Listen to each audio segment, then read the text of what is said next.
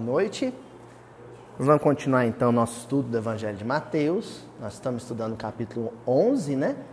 Hoje nós estamos no versículo 9, né? O versículo que de certa forma já vai fechando aquela fala de Jesus com a multidão que se iniciou, né, há 2 versículos atrás. E antes de ler o versículo de hoje, eu queria de novo enfatizar o que nós estudamos nas últimas semanas.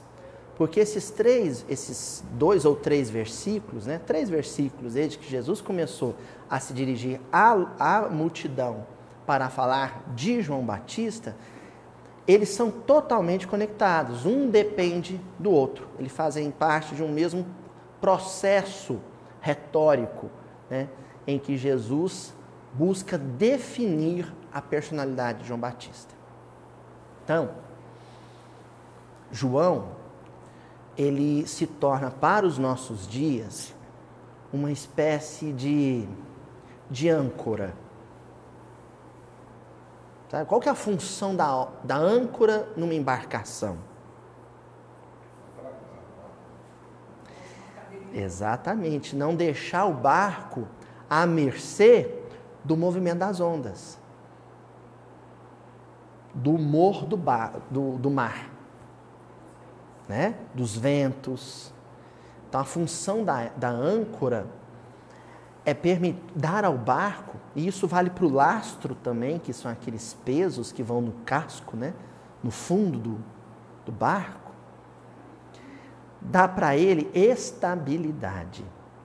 Então, em tempos em que as circunstâncias, em que os movimentos da sociedade, internamente nas famílias, nas instituições, em que tudo parece tão instável, né? Tão oscilante, tão revolto, uma personalidade como a de João Batista, ela traz para o nosso mundo íntimo firmeza, solidez, estabilidade. Enfim, o que eu estou querendo dizer é que quando a gente começa a perder a referência de ser humano, quando a gente já não sabe mais, ou perdeu um pouco a noção do que é ser um ser humano especial, digno, honrado, ético, a personalidade de João Batista vem em nosso socorro. Ah, lembrei, é isso que Jesus espera de mim. É isso que Jesus espera de mim. Algo pelo menos parecido com o que João Batista foi naqueles dias. Que eram dias de instabilidade, de inconstância, de volubilidade, de superficialidade. Então Jesus precisa debastar, tirar as arestas, os humores, né, os excessos da personalidade de João e da visão que as pessoas tinham dele, porque ao tempo de Jesus se tinha uma visão às vezes até meio folclórica a respeito dele. Sabe aquele sujeito morador de rua lá do bairro, aqui no interior tem muito disso, que paira no imaginário das crianças.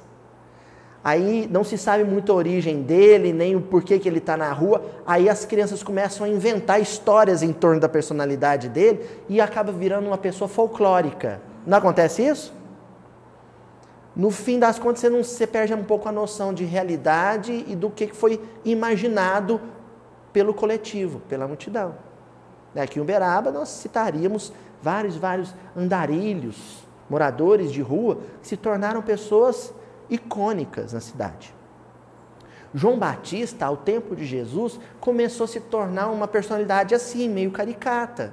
O que se falava sobre os motivos que levaram ele a viver, boa parte da existência dele no deserto, às margens do Jordão, o porquê que ele tinha aquela pregação, começou a se construir um folclore em torno de João Batista. Esse momento que nós estamos estudando já há algumas semanas, é Jesus desfazendo a construção coletiva e apresentando João como ele de fato era. Aquilo que ele realmente era e deveria ser para a multidão. um paradigma, um modelo de ser humano. Tá bom? O primeiro cuidado de Jesus foi o de dizer para a multidão que João não era como eles. E aí, para definir isso, para discorrer sobre isso, Jesus dá o exemplo da cana sacudida com o vento. Né? Aquela gramínea, aquele caniço, a semelhança das plantas que tinham nas margens do Nilo, lá no Egito, que oscilava com o vento que vinha do deserto, pendia para um lado, pendia para o outro, conforme o vento que a sensibilizasse, que a tocasse, é a maneira como ela ia tombar-se para um lado ou se para o outro. Então, esse caniço, essa cana representa a superficialidade e o nível de apego da população egípcia daquele tempo, do tempo de Moisés, em relação aos dramas humanos e aos prazeres humanos. Então Jesus está dizendo, olha, o caniço na beira do rio, ele é como o sujeito do Egito, aquele que escravizou nossos antepassados, mas que no fundo era escravo. E muitos de vocês se comportam como eles. Balançam na menor dificuldade, oscilam ao toque das tormentas, mas também balançam e sacodem ao rufar das facilidades e dos prazeres e dos divertimentos e tudo mais. Então, tanto a bonança quanto a tempestade balança a cana. Trocando em miúdos, se está sem um tostão na carteira, se desespera, se descontrola, se perturba. Se está com dinheiro demais no banco, vem um acerto do serviço lá, 500 mil reais, se desespera, se controla, só que é em outro sentido, né? Rachando de achar bom, mas também se descontrola, também se perturba, também perde o rumo, perde o equilíbrio. Se está doente, enfermo, fica revoltado, resmunga, blasfema. Se está com a saúde demais, faz besteira, se excede, comete excessos. Essa é a cana sacudida com o vento. Qualquer movimentação das circunstâncias, do meio, estremece o caule, estremece as estruturas do sujeito. E Jesus está dizendo, olha, João Batista não é assim. Ele tem uma personalidade sólida. Ele não se deixa abalar com a fome e também não se descontrola com a fartura. É o símbolo do equilíbrio. Jesus está dizendo, ele não é como vocês. Bom, mas Jesus não poderia oferecer como paradigma alguma coisa que para a multidão fosse inalcançável, inatingível, que estivesse muito além das possibilidades daquele povo. E isso serve para nós, né? João também não pode ser para nós uma coisa intocável, impensada no nosso contexto evolutivo. Vem o versículo da semana passada, quando Jesus diz o seguinte, olha, vocês também não foram ver no deserto alguém ricamente trajado, finamente trajado, porque esse tipo de roupa e vestuário é próprio das casas reais, ou, algumas traduções, dos palácios reais. E aí Jesus não está falando de riqueza, de rei da terra. Ele está falando de um outro tipo de realeza. Ele está falando de mundos habitados por espíritos que já se utilizam de perispírito absolutamente imponderável, etéreo. Espíritos de uma grandeza psíquica, mental, espiritual, emocional, cujos perispíritos que eles se utilizam não precisam mais de um corpo concreto, de carne, para se manifestar. Que é aquela pergunta do Livro dos Espíritos que nós estudamos semana passada. Em Kardec pergunta, existem mundos em que as pessoas não precisam mais de um corpo de carne para se manifestar? E os espíritos respondem, sim, existem e digo mais. Em alguns casos, o perispírito deles é tão sutil, que é uma estrutura absolutamente incompreensiva para vocês. Não adianta nem a gente tentar explicar. E Jesus está dizendo, olha, quem está lá na margem do Jordão, aliás, nesse contexto não estava mais, né? Quem está lá preso em Jerusalém vai ser decapitado, não é um homem comum, não é um homem como vocês, superficial, volúvel, mas também não é um espírito da categoria dos espíritos de escola, construtores de orbe, gestores de sistemas, não é. Ele é um homem, ele é humano. E justamente porque ele é humano, autenticamente humano, é que ele serve de paradigma para vocês.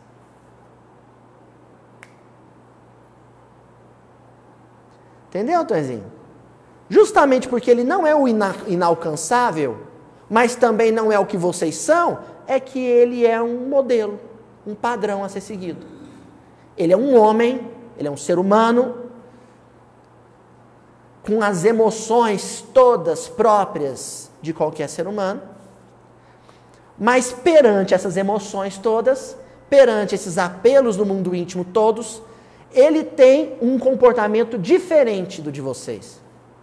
Ele resiste, ele persevera.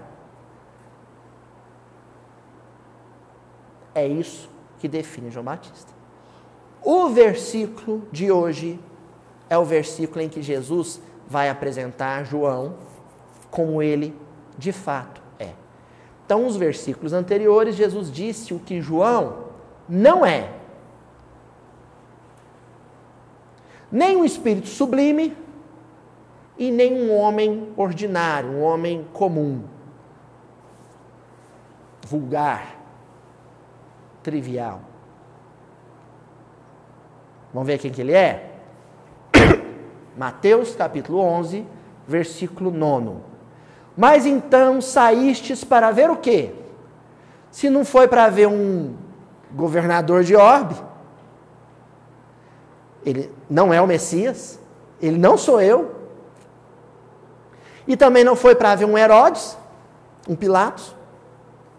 Então, vocês iam lá para a margem do Jordão para ver quem? Um profeta? Será que é isso? Um profeta? Né? Sim. E vos digo eu, mais que um profeta. Ele é um profeta, mas é mais que um profeta. Seria mais ou menos assim. O Pelé era um jogador de futebol? Sim, o Pelé era um jogador de futebol. Mas era um jogador de futebol? Não. Era o jogador de futebol. Mais que um jogador de futebol. Era um artista. Um malabarista. Um equilibrista. Um dançarino. Era um jogador de futebol e era mais que isso ao mesmo tempo. João era um profeta. Nós vamos estudar hoje isso, mas não era um profeta comum. Era o profeta. O profeta. Tá bom? Palavrinha em destaque, então. Qual? Profeta. Né? Juju vai pôr aqui na tela, tá lá no quadro. Palavra em destaque. O miudinho hoje vai gravitar em torno dessa palavrinha. Profeta. A Ilha, ela, eu falei uma vez, hoje nós vamos aprofundar muito mais. A Ilha, ela brinca, falando um negócio, ela fala assim, o povo fala que é difícil falar em grego. Às vezes fica entusiasmado, né? Queria tanto aprender grego. A gente fala em grego o tempo todo. O tempo todo nós estamos falando em grego. Quando a gente fala, a Ilha comenta isso, a gente fala televisão, a gente está falando em grego. Se você falar parabólica, está falando em grego. Telefone, é em grego. Então, assim, um percentual assim, muito grande do nosso vocabulário é de origem grega. Então, para recorrer à origem grega dessa palavrinha, que é o que a gente costuma fazer muito aqui, né? De ir na etimologia do texto bíblico original, que serviu de base para a tradução do Haroldo, o grego, a gente não vai ter muito o que revelar. Sabe por quê? Sabe como é que fala profeta em grego? Profeta. No grego koiné, profetê. Né? Pronuncia um pouquinho diferente, mas muito pouco. A transliteração é praticamente isso, profeta. E o que quer dizer profeta? A palavra vem da mesma origem de outras tantas, todas elas um mesmo radical grego. Né? Então, proferir, professor, profeta, todas têm uma mesma origem. O que é um profeta?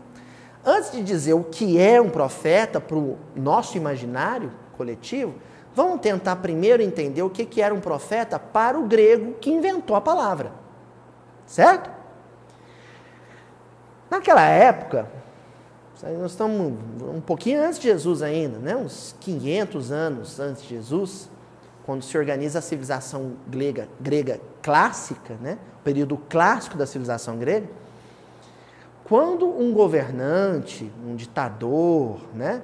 Um estratego lá em Atenas, em Esparta, quando ele ia dar uma notícia, enviar uma mensagem para o povo, para a população, ele não usava, evidentemente, televisão, rádio, como a gente usa hoje. Os governantes utilizam isso hoje. Né? O presidente vai lá na televisão e faz um pronunciamento geral. Ou publica algo no site oficial, né? Palácio do Planalto. Naquele tempo não tinha como fazer isso. Então ele se utilizava de alguém que tivesse uma boa dicção, né? Que tivesse uma facilidade no verbo, que não tivesse problemas com o falar em público. E esse sujeito, ele subia num palanquezinho, numa cadeirazinha, numa mesazinha, lá na feira, na ágora, na praça, né? Num púlpitozinho lá, chamava a atenção de todo mundo. Atenção, atenção, pessoal, prestando atenção. E ali ele dava um recado. Entendeu, Tia Adriana? Ele dava a mensagem, transmitia a mensagem. Profeta, no tempo da Grécia Antiga, era o porta-voz, o portador de uma mensagem, de um recado, dado por um general, por um rei, por um governante, para o povo. Subia lá numa parte mais alta, numa escadaria, na porta de um templo, por exemplo, e aí ele, atenção, atenção, pessoal, o governador, o rei, o general fulano de tal, mandou que eu dissesse a vocês que o preço dos impostos aumentou. Ele que ia lá dar notícia. Aí o povo, às vezes, vamos imaginar assim, não gostava do que ouvia e reclamava, entendeu, Sadam? Como pode? E ficava revoltado. O que o profeta corria e falava? Eu só estou dando recado, não é comigo, estou repetindo o que ele mandou eu dizer, não é comigo. A multidão entende? A multidão consegue separar a mensagem do mensageiro? Consegue? Gente, a multidão não consegue separar nem o vilão da novela do ator que protagoniza ele. Não é? O vilão da novela, às vezes, tadinho, sofre na rua, os outros tacam pedra nele. Confunde realidade e arte. Então, já na Grécia Antiga, na tradição da Grécia Antiga, esse profeta, esse porta-voz, esse anunciador, esse proclamador de uma mensagem junto à multidão, ao público, já sofria com isso. Quando a mensagem não agradava. É claro que o rei mandou dizer que vai distribuir pão, né, e vinho para todo mundo. Aí, boa notícia, todo mundo queria dar. Certo? Nós vamos chegar lá, Sadel. Nós estamos vendo o uso original da palavra. Originalmente, na cidade grega, na cultura grega, profeta era uma função social. Como tem o gari, como tem o guarda de trânsito, como tem, entendeu? O prefeito. Ele tinha uma função. Ele era o arauto. Ele era o anunciador, o proclamador, o porta-voz do rei. Do rei, do governante, quem fosse. Entenderam? Bom, guardem em origem da palavra profeta. Acontece que nós conhecemos essa palavra por um viés religioso. Quando eu falo para vocês profetas, se vocês forem em Congonhas, aqui em Minas, né, ver as esculturas do Aleijadinho, lá em Congonhas, vocês vão ver as esculturas de quem? Dos profetas, não é? E esses profetas que o Aleijadinho ele esculpiu, a gente os encontra originalmente onde? Na Bíblia. Só que a tradição bíblica da Tanar, né, que são os livros todos completos da Bíblia, no Velho Testamento, tem lá os livros dos profetas. Os profetas maiores, os profetas menores. Esses profetas, eles originalmente não eram conhecidos com o nome grego. Essa palavra grega, mais tarde, foi utilizada para designá-los. Na Septuaginta, né, na tradução do texto bíblico para o grego, foi utilizado. Mas originalmente os hebreus davam um outro nome. E curiosamente, esse outro nome que eles utilizavam dava um outro sentido. Sabe qual que era a palavrinha para profeta? Nabi. Ou Navi também pode ser pronúncia. Mas comumente, Nabi. O Nabi, se você fosse traduzir do hebraico para o português, Nabi significava outra coisa. Depois nós vamos pegar o hebraico e o grego, vão fundi-los. E aí vão chegar na definição que a gente conhece. O que quer dizer Nabi? Nabi vem de um verbo em hebraico que é nabá, que quer dizer chamar. Então o Nabi é o chamado, o sujeito que foi chamado. Em plural, profetas, nabiim. Então, o Nabi é o chamado, o que foi convocado, conclamado. E numa definição bíblica, esses profetas da tradição hebraica, segundo a perspectiva da tradição hebraica, eles foram chamados mesmo, né? Deus escolheu Adelmo e o chamou para uma função. Ele foi o escolhido. Adelmo, Adelmo, preciso de você, meu filho. Ele era um nabi, um chamado, um convocado, um conclamado. Ele recebeu não vou dizer convite, porque havia uma certa coerção, né? Tipo, meu filho, você não tem escolha, não. Entendeu? Deus não costuma pedir as coisas para o homem, não. Então, ele era o chamado nesse sentido. Mas ele era chamado para exercer qual função? Aí entra a tradição grega. Transmitir um recado, uma mensagem. Agora sim, seu Adelmo. Porque enquanto o profeta grego dava um recado, uma mensagem do rei humano, o profeta hebraico, o nabi hebraico, a mensagem que ele transmitia era de qual rei? De Deus. Mas era basicamente a mesma função. Aí a gente junta a palavra grega com o hebraico, os dois sentidos, para compor algo mais complexo. Nabi, ou profeta, é o sujeito que Deus chamou e pediu a ele, determinou a ele, que ele fosse o seu porta-voz num caso específico, em uma mensagem específica, num recado que Deus quer dar aos homens. Vai utilizar desse profeta. Tá claro aí? Até aí, gente? Alguma dúvida? Convocado, isso mesmo. Até porque vem de vocação, né? Vocal, vox, né? Voz. E chamava pelo nome, né? Foi assim com Abraão. Abraão foi o patriarca, profeta, né? Foi o primeiro profeta, grande profeta foi Abraão, né? E Deus falou assim, Abraão, chama ele. Aí era próprio, os profetas sempre diziam, eis-me aqui, Senhor. Moisés, eis-me aqui, Senhor. Fala, Tonzinho.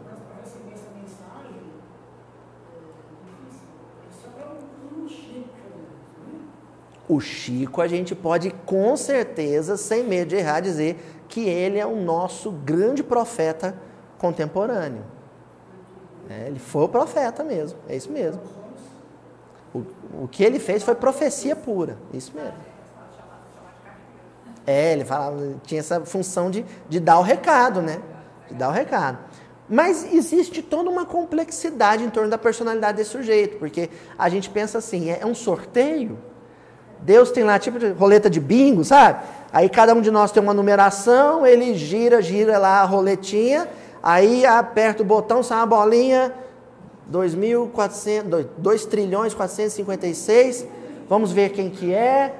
Tá aqui, ó, Priscila Vieira, tá aqui, pronto. Priscila vai ser o meu novo próprio. Priscila, eis-me aqui, Senhor. É assim, a coisa mais complexa. Funcionaria assim, dentro esse meu esforço dramático, né, teatral de mostrar como é, seria mais no sentido assim, Deus tem um aplicativo, e aí tem uma série de perguntas que ele vai respondendo para o aplicativo, e no final o aplicativo faz uma busca rápida e entrega para ele uma lista de possíveis profetas. Um perfil. Então é isso.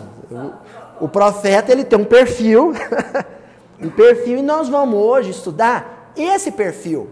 Porque esse perfil elevado ao cubo é a definição de quem de fato é quem?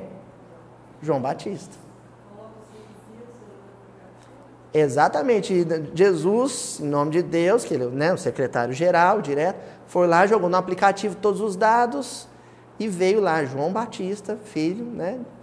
Zacarias, aí chamou ele. Brincadeiras à parte, né? Só para a gente descontrair. Impressionante. Assim, o estudo mais aprofundado da figura, da personalidade, dos traços que caracterizam e especificam esse ícone da tradição bíblica, que é a figura do profeta, a gente vai encontrar na obra básica. Olha que curioso. Era um tema que, de certa forma, parecia encantar Kardec e os espíritos da codificação. Eles produziram muito a esse respeito. Muito. E lá, na questão 624, 624 do Livro dos Espíritas, do Livro dos Espíritos, Kardec faz a seguinte pergunta: qual o caráter do verdadeiro profeta? E aí a gente já vê a inteligência do codificador, porque ele podia perguntar assim para os espíritos: o que é um profeta? Defina profeta. Me dê as características de um profeta. Mas Kardec, ele já foi com meia resposta pronta. Sabe, Kardec já chegava assim com 50% do material na pergunta e deixava os espíritos completar com os outros 50%. Porque nessa perguntinha, você quer ver, né? 1, 2, 3, 4, 5, 5 palavrinhas. Em 5 palavrinhas, Kardec já está dizendo para o leitor, olha o professor, ele está dizendo para o leitor, olha, existe um tipo de profeta que é falso e um tipo de profeta que é verdadeiro. Tudo que eles disserem a partir de agora sobre o verdadeiro, te ajuda a definir o que é um falso. Sabe? Que perguntinha inteligente, né? Ali já é meia aula. Então ele está dizendo, ó, tudo que os... Ó, gente, atenção, leitores, o que os espíritos agora disserem sobre o verdadeiro profeta, vocês usem para compor um perfil de falso profeta. E aí vem a resposta dos espíritos para Kardec. O verdadeiro profeta... Nossa, isso aqui é gigante. O verdadeiro profeta é um homem de bem. Pausa. Tem mais coisa. Mas vamos dar uma pausa aqui?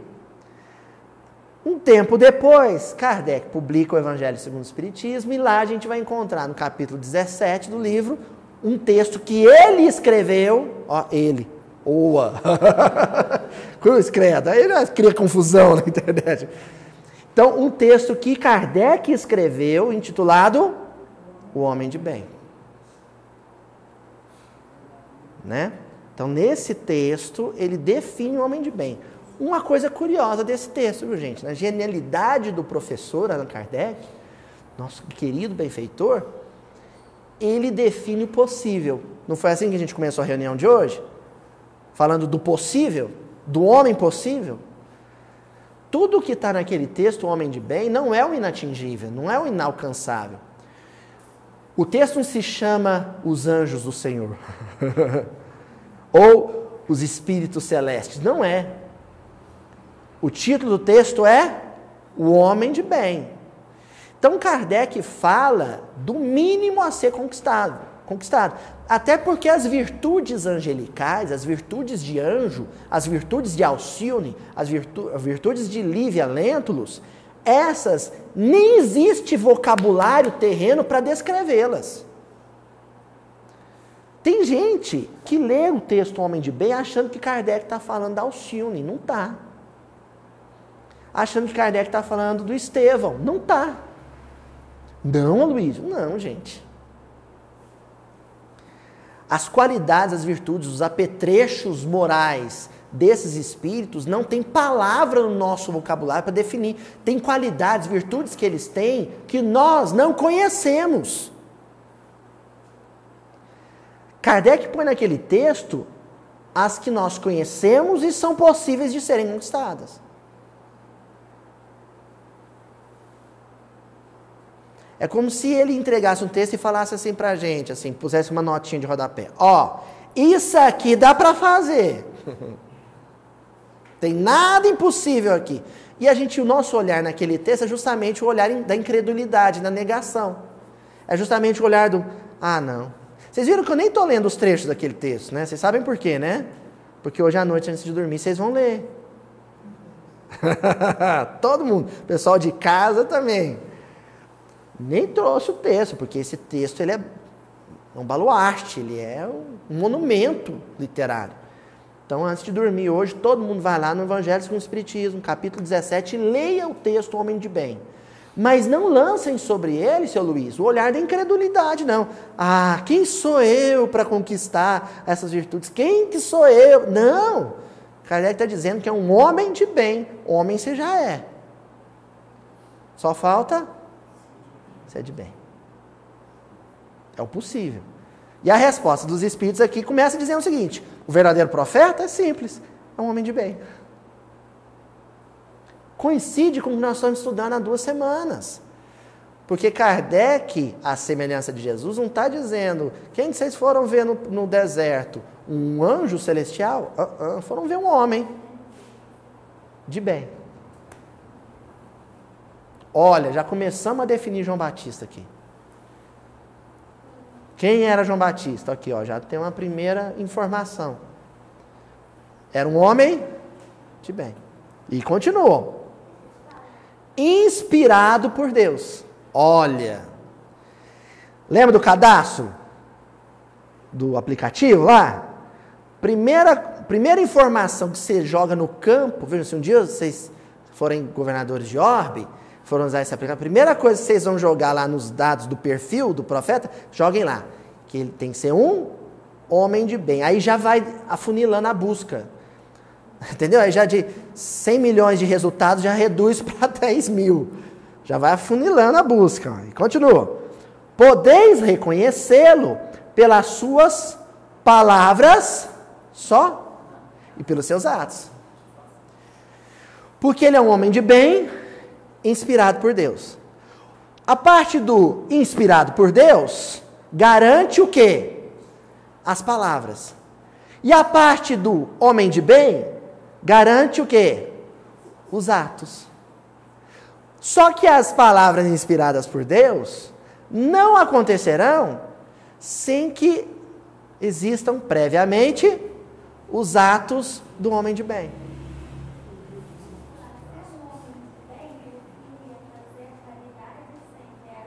Exatamente.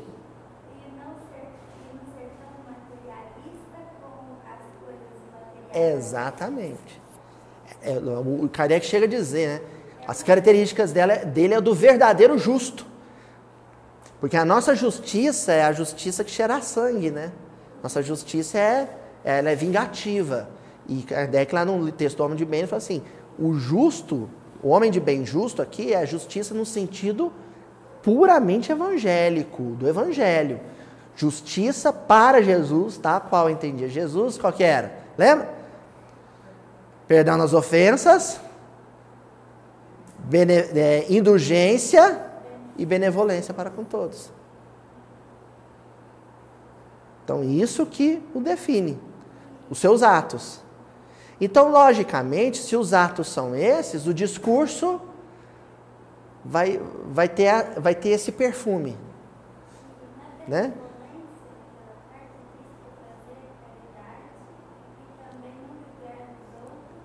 Exatamente. Isso é amar a Deus, né? Não a mamon. Mamon é o dinheiro, né? É exatamente isso. A caridade verdadeira é a maior manifestação de amor por Deus, né?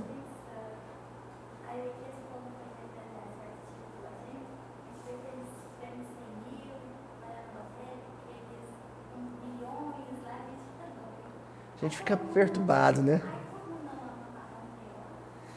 Aí a gente se curva diante do amor. A gente se dobra de joelho adorando ele. Exatamente, é isso. Bem lembrado. Bom, continuando aqui então, no livro A Gênese, capítulo 1. Estão vendo que nós estamos na obra básica, né? Tem lá um texto no capítulo 1 da Gênese, que é intitulado Caráter da Revelação Espírita. Então Kardec pega, olha, revelação espírita. Ele pega essa revelação espírita, que ele vai dizer que é a terceira, num grande bloco de informações de origem divina, e vai defini-la. Ora, se o Velho Testamento teve os seus profetas, e foi a primeira revelação, o Novo Testamento, é o que nós estamos estudando hoje, teve o seu grande profeta, e foi a segunda revelação, ao apresentar o Espiritismo como também uma revelação divina, o que Kardec deixa subentendido? Que também terá os seus profetas. Daí a importância dele procurar definir também esse conceito. Como a dizer, se o Espiritismo é a terceira revelação, e se o Espiritismo também terá os seus profetas, é importante que os espíritas saibam direitinho os caracteres de um verdadeiro profeta. E aí ele, o texto é dele, ele diz assim, no sentido especial da fé religiosa, então olha aqui, ele está distinguindo o insight, a inspiração numa perspectiva espiritual daquela que acontece num laboratório com um cientista, ou num estúdio com um músico. A gente brinca, a gente fala assim, o santo baixou, né? Então o santo baixa num pianista, no Tom Jobim, na hora que ele ia compor, sim. Né? Vinha ali a inspiração do alto num laboratório, um cientista da NASA, sim. Só que aqui ele está falando especificamente do homem inspirado a serviço da espiritualidade em ambiente religioso. Continua. A revelação se diz mais particularmente das coisas espirituais que o homem não pode descobrir por meio da inteligência. Olha que coisa genial. Nem com auxílio dos sentidos e cujo conhecimento lhe dão Deus ou seus mensageiros. Quer por meio da palavra direta, quer pela inspiração. Olha, Kardec aqui está afirmando o seguinte. Olha, gente, há várias circunstâncias em que a inspiração se manifesta. Em muitas delas, o sucesso da ideia inspirada depende do intelecto e da genialidade de quem vai captá-la no astral. O músico, o cientista.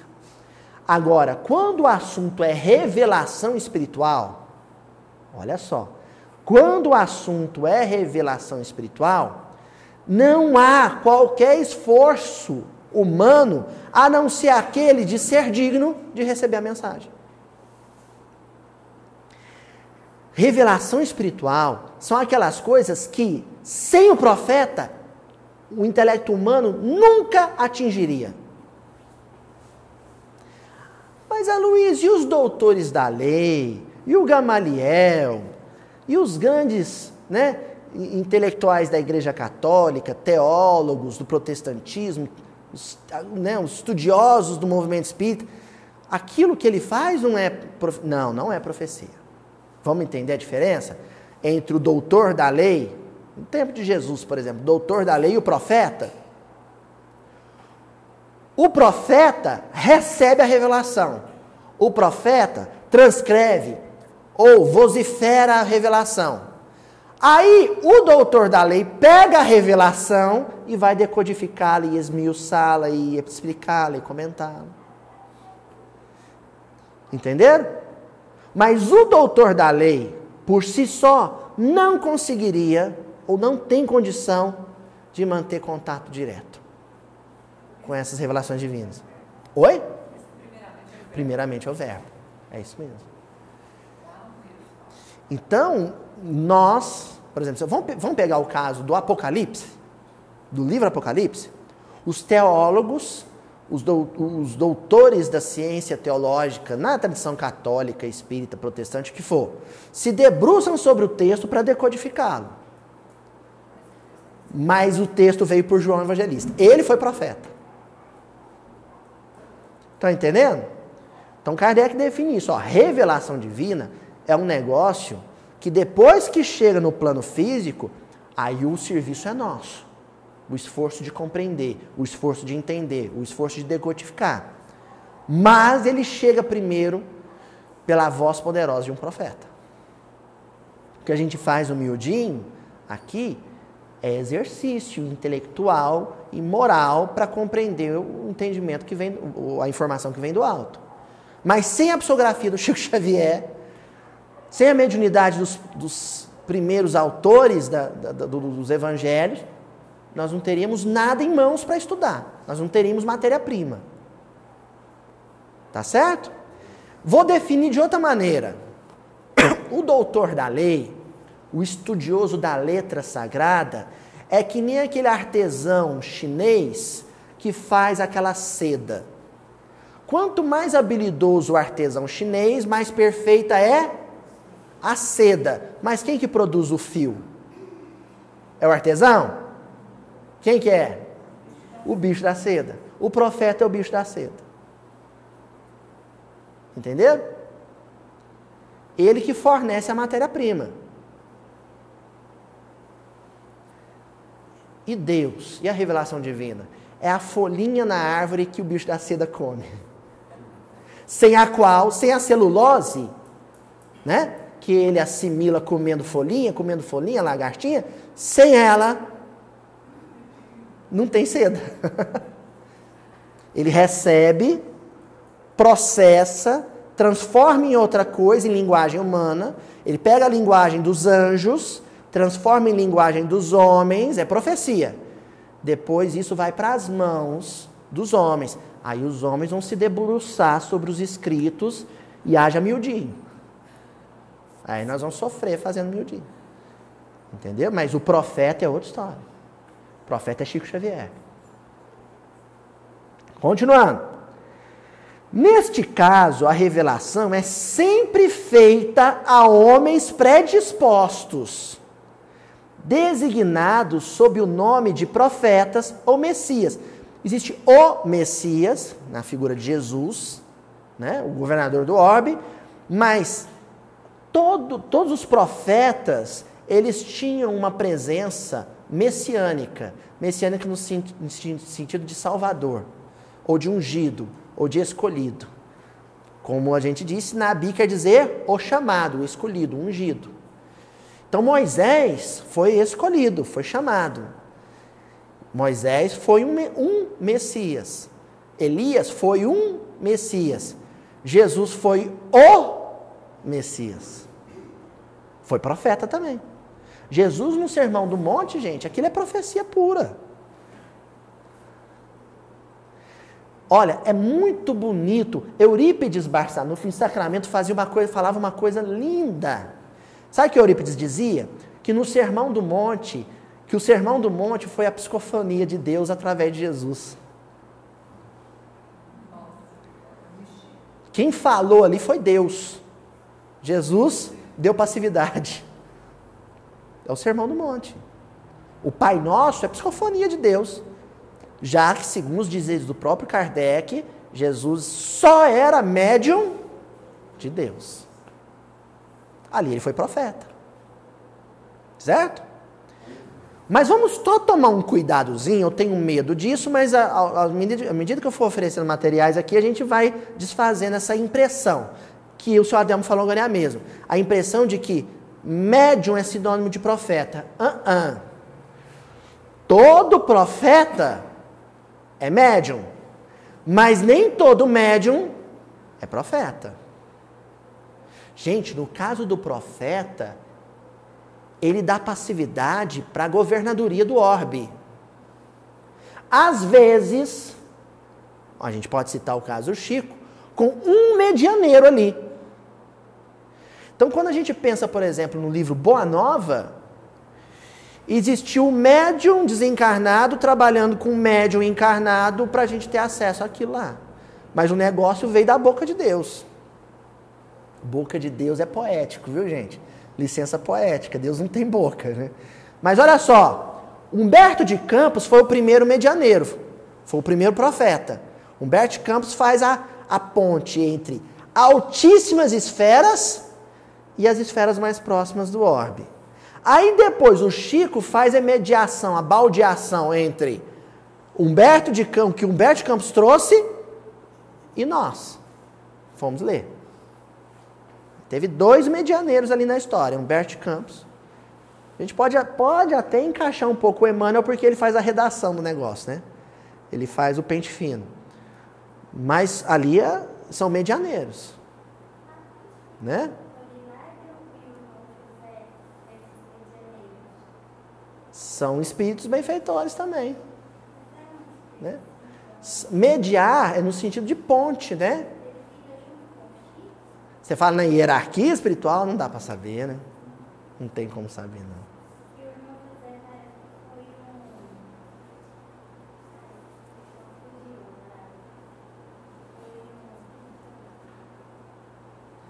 Não tem como saber.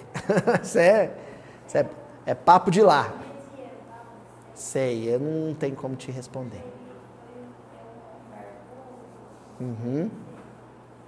Sim, eu não tenho como te dar essa resposta. Sim, não tem como afirmar isso, não. Tá bom? Vamos lá, então? Bom, e aí Kardec pega, no livro Evangelho segundo o Espiritismo, tem um capítulo inteiro tratando da questão, capítulo 21, haverá falsos cristos e falsos profetas. E ele vai dizer o seguinte: o verdadeiro missionário de Deus tem de justificar, cuidado com esse justificar, não é o justificar que nós usamos no nosso dia a dia. Esse aqui, apesar de ser um texto contemporâneo, é um texto que faz referência bíblica. Então, o justificar aqui é referente à justiça bíblica. Vamos terminar que vocês vão entender. Então, o verdadeiro missionário de Deus tem de justificar pela sua superioridade, pelas suas virtudes, pela grandeza, pelo resultado e pela influência moralizadora de suas obras, a missão de que se diz portador. Vamos ver o que é esse justificar? Existe uma palavra em hebraico que é tzedek. Tzedek quer dizer retidão. Sabe como os tradutores da Septuaginta, né, da versão grega do Velho Testamento, traduziam, né, e depois, posteriormente, os tradutores da língua portuguesa. Como eles traduziam esse tzedek? Justiça. Literalmente é retidão, mas eles traduziam por justiça. Porque na perspectiva hebraica, a retidão no caminho, a retidão no caminhar, a retidão de vida é justiça. Então, justificar é sinônimo de retificar, de consertar, corrigir. Como é que João fica conhecido? Aquele que veio aplanando, retificando os caminhos na frente de Jesus. E como é que ele retifica os caminhos humanos, preparando os corações para a mensagem de Jesus? Sendo justo, sendo reto, sendo correto. Entenderam? Olha só, a mensagem do profeta é uma mensagem de justiça. A mensagem do profeta, apesar de existirem mensagens específicas, em circunstâncias específicas, ela sempre tem um objetivo: convocar as pessoas, conclamar as pessoas a buscar uma vida reta. Então, se o discurso dele é de retidão, a vida dele tem que ser de retidão. E nós voltamos a enfatizar, não estamos falando de angelitude. Sabe por que não estamos? Porque angelitude é mais que isso. Então o que é angelitude?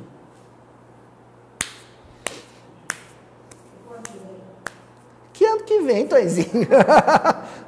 Quer dizer, o Tonzinho está olhando a coisa da perspectiva dele, né? Sei lá, né? Tonzinho, nós vamos ficar mais uns 1.500, 2.000 anos fazendo miudinho aqui. Nós vamos mudar para todos, todo dia. Não vai ser só quarta-feira. Vai ter reunião todo dia. Nós vamos ficar mais 2.000 anos aqui só estudando o homem de bem. Só estudando o homem de bem. Só entendendo a justiça do João Batista. O que é retidão nessa perspectiva possível. Os anjos, espíritos celestes, eles possuem qualidades, virtudes, volto a dizer, que nós não suspeitamos.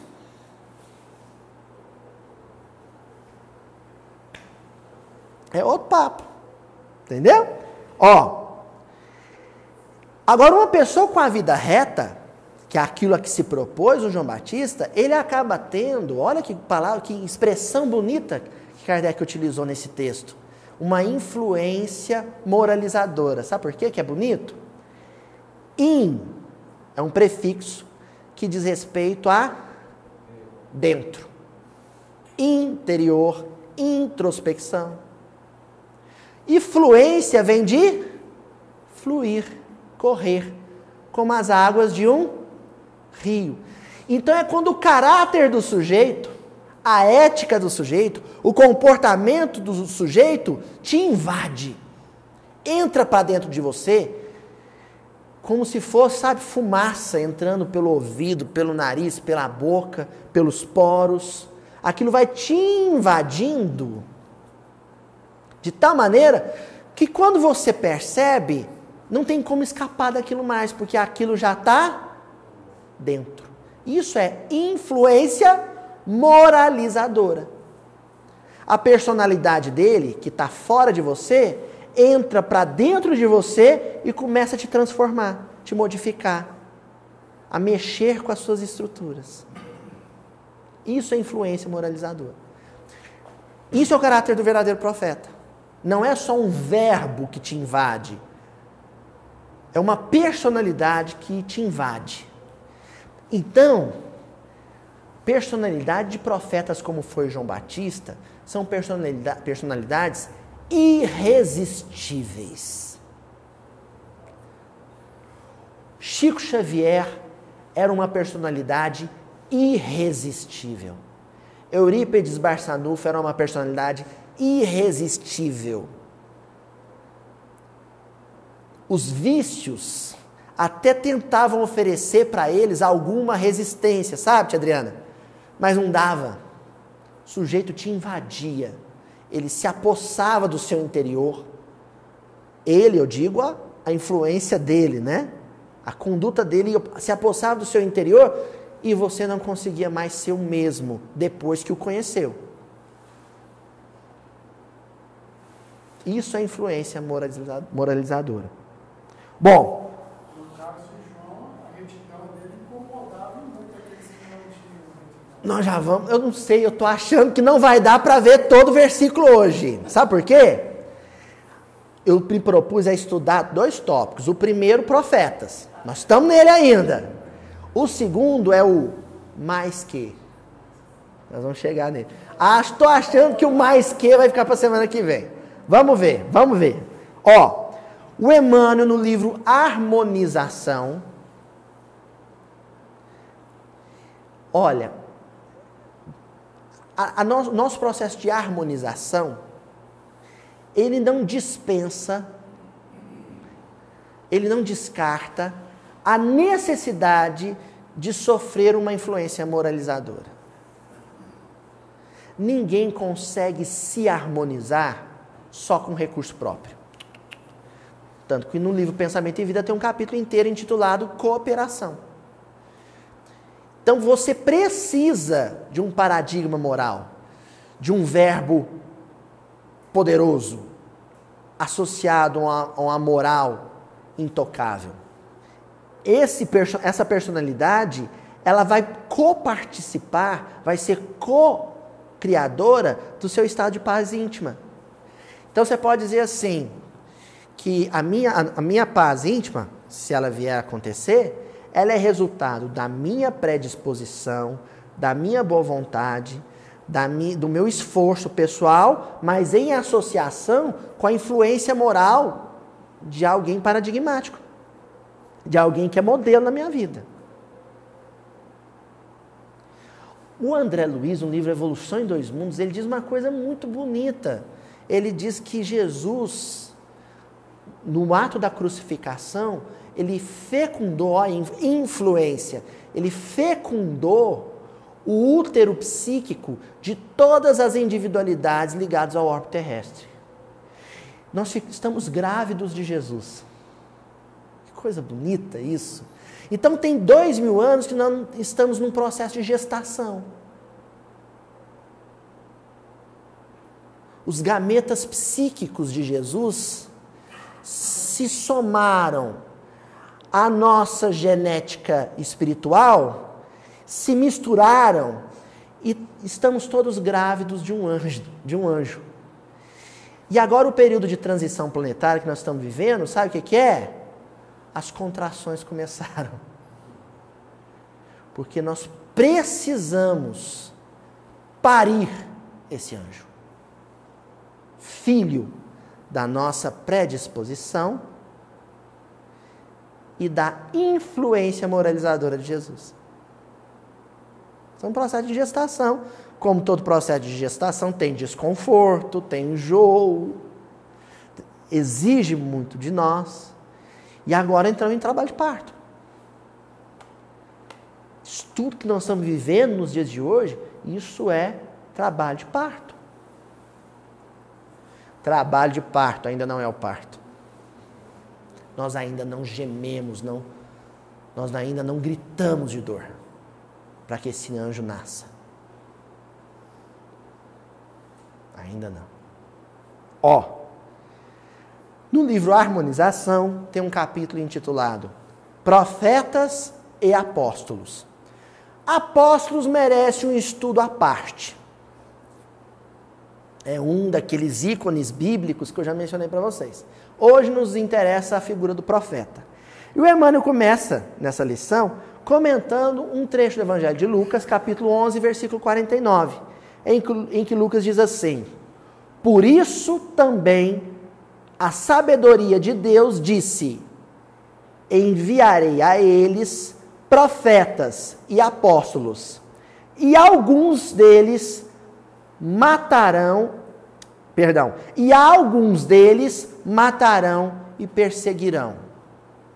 Eu já estou começando a criar aqui a deixa para a continuação desse estudo da semana que vem. Olha o que Jesus está dizendo no Evangelho de Lucas.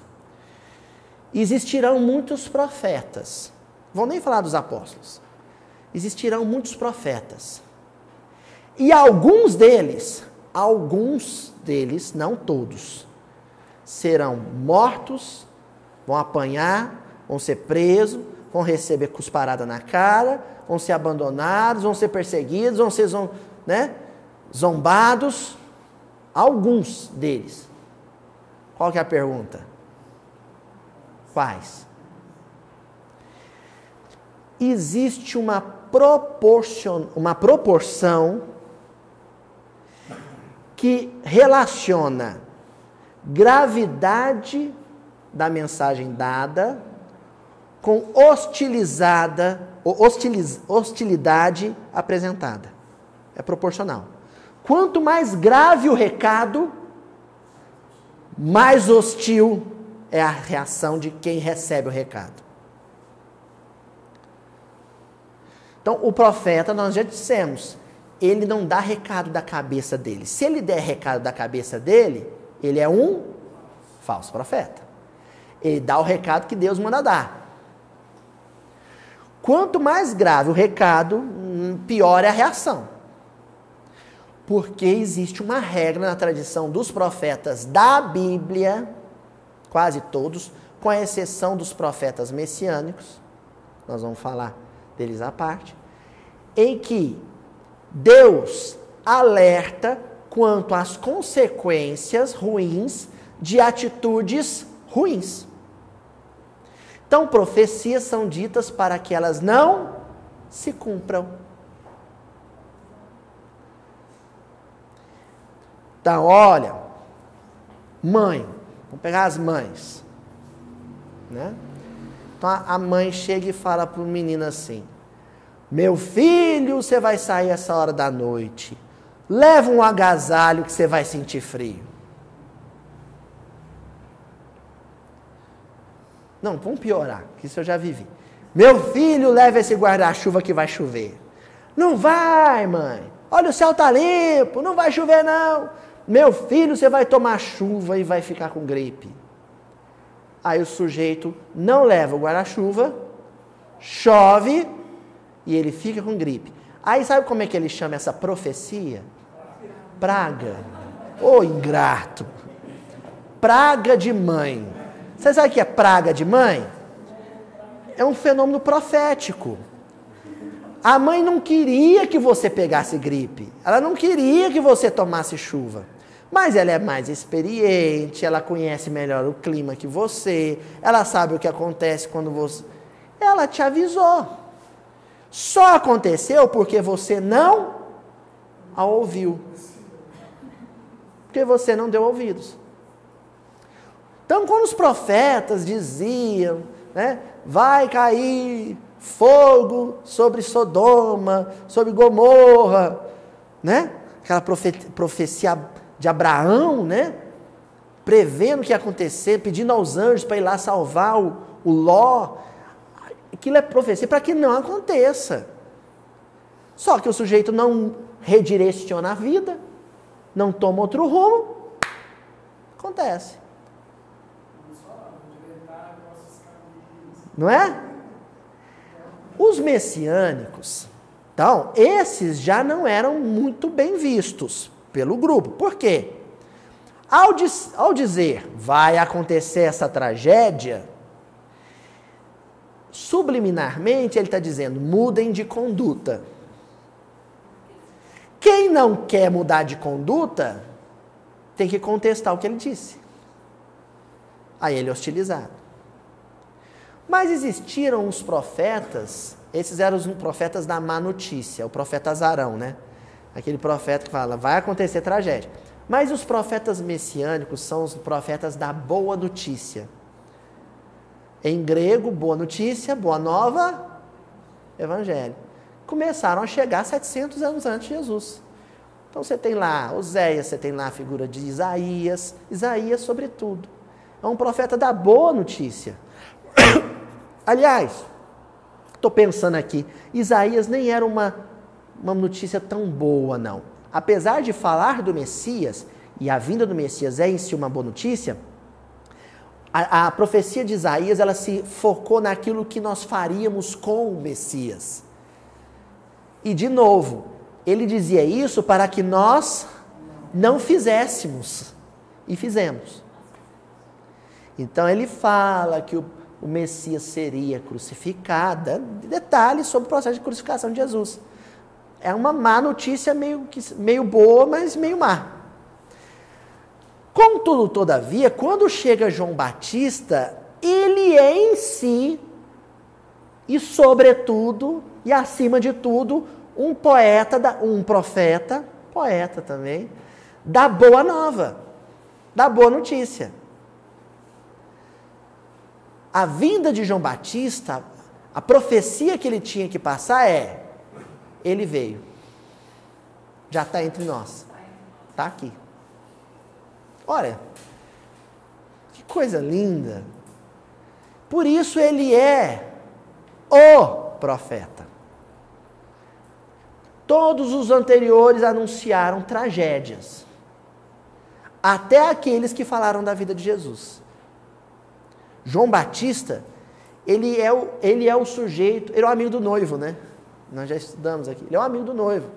Ele está dizendo para a noiva, o noivo está aí na porta. Veio te buscar. Então ele é um profeta muito, muito, muito especial.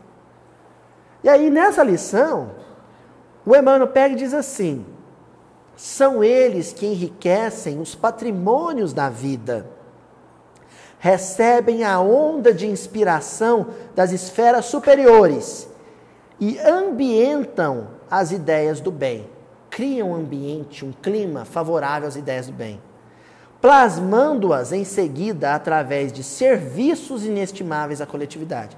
Então, cada profeta que veio na Terra agregou, acrescentou, adicionou ao patrimônio da humanidade riqueza espiritual. Cada um deles que veio. Agora, de todos que vieram, qual que depositou no baú, no cofre humano, o tesouro mais precioso? A pedra mais preciosa? João. Foi ele.